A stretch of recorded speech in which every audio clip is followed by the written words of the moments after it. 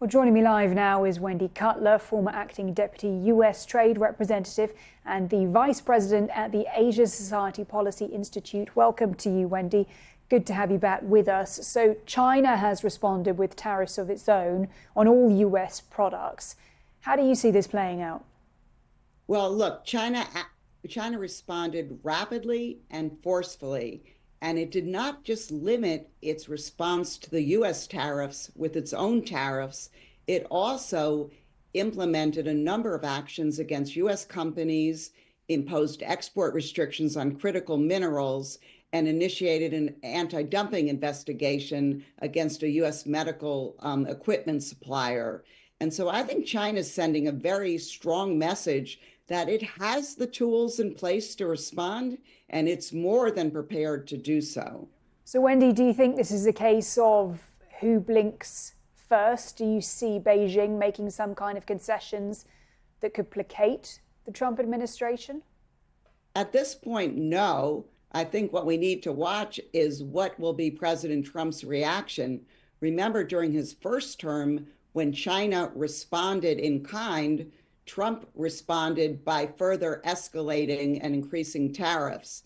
And so are we at a level where both sides are going to stay put with their respective retaliation, or are we going to see escalation on the part of the United States? It's all up for grabs at this point, no certainty.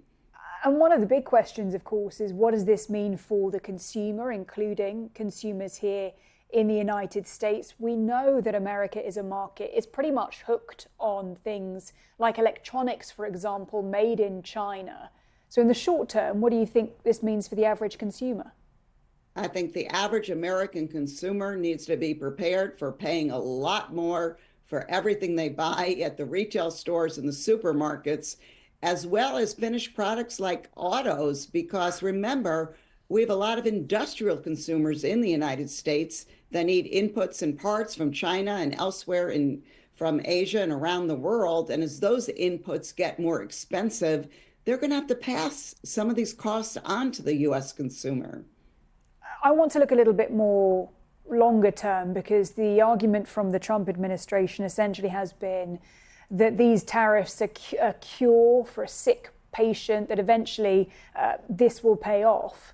What do you make of that? I find that hard to believe, given how interconnected we are with the rest of the world, and given that American manufacturers and American services providers, we're not equipped and we don't want to make everything in the world. Our companies are not prepared or interested in doing so. And so maybe over the longer run, things would settle down a bit.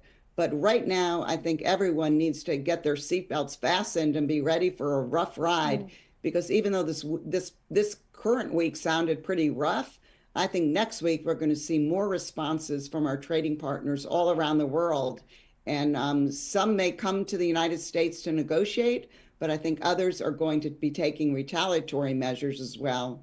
And you mentioned that interconnectedness. Of course, that is the hallmark, really, of globalization. We've had some comments this week from economists saying that this could be the end of globalization as we know it. No more goods being made cheaply abroad. Do you buy that?